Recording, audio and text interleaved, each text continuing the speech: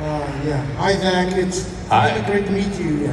I was wondering, what was it like doing Alvin and the Chipmunks Squeakquel? Ooh, that feather in the cap. You know what? It was a trip, man. I had never really done anything where I hadn't really done a lot of like green screen or pretending there's things out there that you gotta like be afraid of, dragons, whatever. So when I was doing Alvin and the Chipmunks Squeakquel, which by the way is just such a great name. By the way, the third one was called Chipwrecked. It was Chipwrecked. It was a shipwreck. Anyway, so I didn't see that one. But anyway, I hear there's a boat involved. So Alvin and the Chipmunks Squeakquel was, look, it was kind of like one of the first movies. I did a movie called Big Mama's House 2 before Alvin and the Chipmunks Squeakquel. I was very good at being in sequels. Then I ended up being Fandral in the second floor. Nobody would ever hire me to be in the first one. It was always after the first one.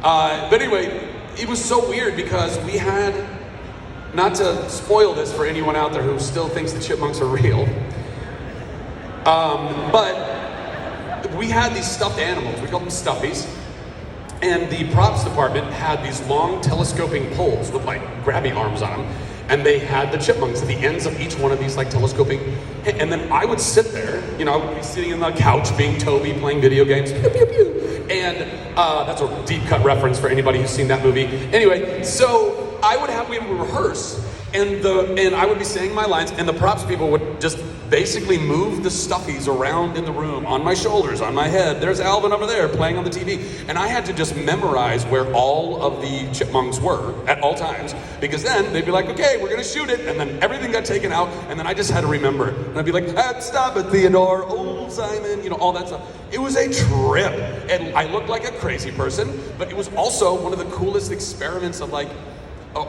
exercises in imagination. Like as an actor, oftentimes you're just working with another actor in a scene, and you have to imagine there's no crew there shooting the scene, but you don't have to do that much imagination.